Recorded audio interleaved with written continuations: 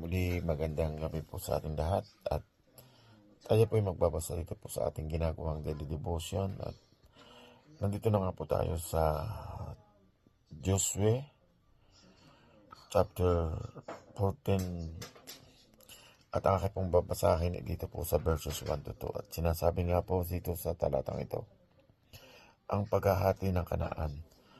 Ang mga Levi ng Israel ay nakatanggap ng lupang pamana nang masakop nila ang Kanaan. Ang paring si Eleazar at si Joshua na anak ni Nun, katulong ang mga pinuno ng angkan ng bawat Levi, ang naghati sa lupain ng Kanaan para sa mga Israelita. Ang paghahati sinagawa sa pamamagitan ng palabunutan ayon sa utos ni Yahweh kay Moises. Siyam at kalahating lipi na lamang ang binigyan nila ng kanilang bahagi ng lupain, sa lupain. Purihin po ang Panginoon sa pagkabasa ng banal na salita. Preso Tulia Teglot. Amen. Amen.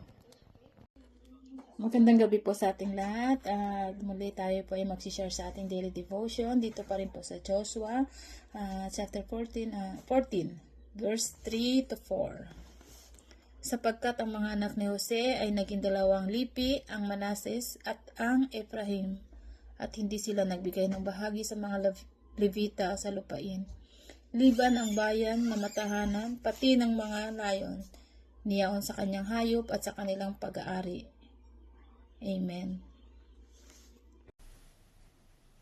Magandang umaga po sa inyo lahat. Ang babasahin ko po ngayon, Joshua chapter 14, verse 5 to 6. Kung paano inutos ng Panginoon kay Moises, ay gayon ang ginawa ng mga anak ng Israel, at kanilang binahagi ang lupain. Nang magkagayon, lumapit ang mga anak ni Joda kay Jose sa Gilgal at sinabi sa kanya ni Caleb, na anak ni Jepon, na Kaniseyo, iyong talastasang bagay na sinalita ng Panginoon kay Moises na lalaki ng Diyos tungkol sa akin at tungkol sa iyo sa Kades Barnea. Amen. Magandang gabi po sa ating lahat. Ang aking babasahin ngayon ay makikita sa Joshua chapter 14 verses 7 to 8. Ito po ay para kay Kumaring Hasmin Venaplor and family. Ito po ang sinasabi.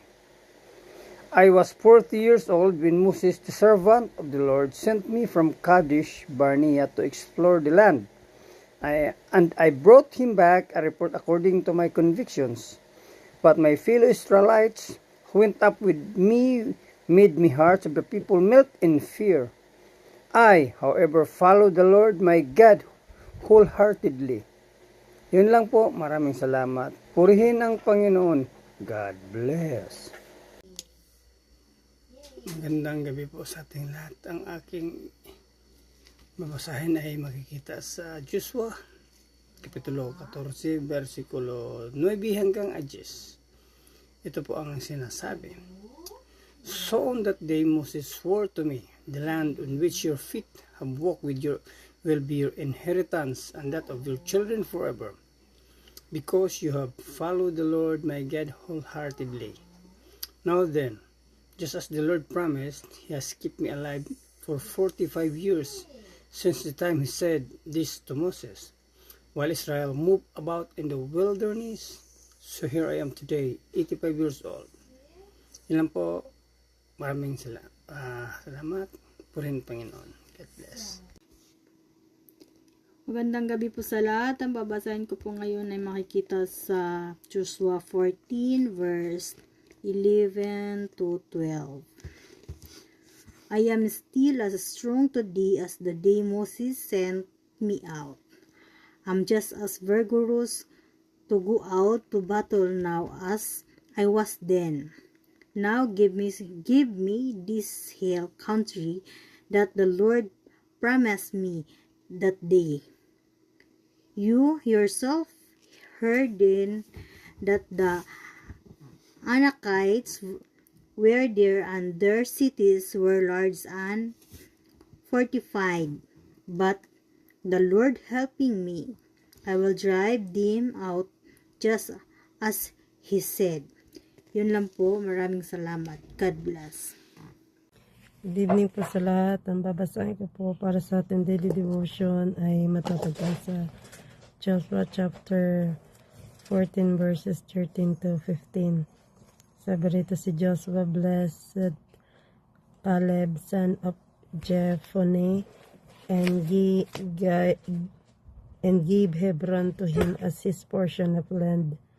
Hebron still belongs to the descendants of Caleb son of Jephunneh the Kenizzite, because he wholeheartedly followed the Lord, the God of Israel. Previously, Hebron had been called Kiriath Arba.